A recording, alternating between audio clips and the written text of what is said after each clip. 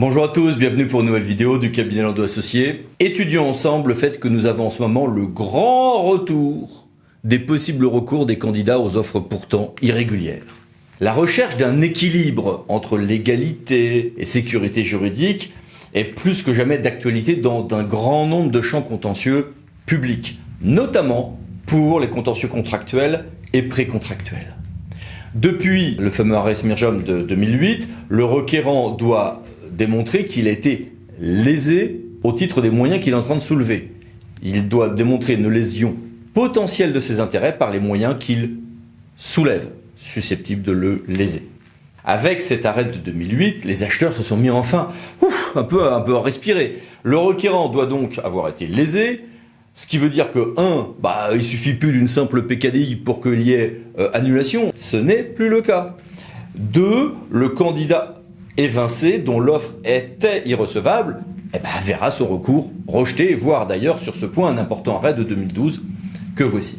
Et on a eu petit à petit une grille de lecture à peu près comparable pour tous les contentieux contractuels, notamment avec la grille de l'arrêt Tarn-et-Garonne de 2014.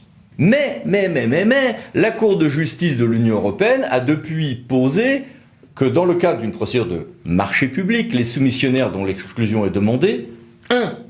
ont un intérêt légitime équivalent à l'exclusion de l'offre des autres soumissionnaires aux fins de l'obtention du marché, et que ce principe s'applique au principe de régime de protection juridictionnelle instauré par la directive.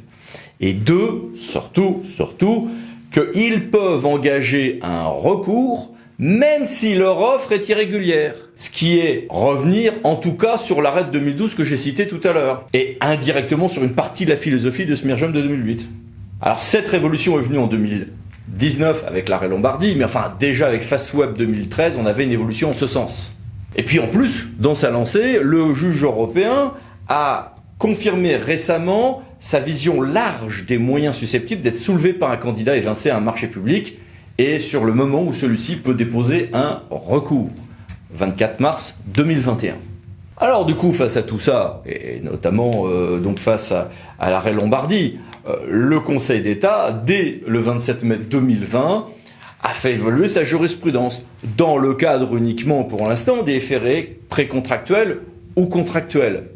Que nous dit le Conseil d'État? La circonstance que l'offre du concurrent évincé, auteur d'un référé contractuel en l'espèce, soit irrégulière, ne fait pas obstacle à ce qu'il puisse se prévaloir de l'irrégularité de l'offre attributaire du contrat. Wow. En l'occurrence, une question d'offre anormalement basse. C'est une mini-révolution. L'irrégularité de l'offre de la requérante n'empêche pas ou n'empêche plus de contester la régularité de la proposition du candidat pressenti et au final d'attaquer l'attribution du marché. Alors à ce jour, on a eu une application de ceci pour les référés contractuels et précontractuels, mais pas encore pour l'application des retours Tarn-et-Garonne, confère Société Serba Conseil d'État 2018, ou très récemment la CA de Nantes du 18 juin 2021, intéressante par ailleurs, on a fait une vidéo là-dessus. Mais ce n'est sans doute qu'une affaire de temps, à suivre donc. On vous en reparlera quand ça sera abouti à une évolution à peu près stable. À bientôt pour d'autres vidéos, merci, au revoir.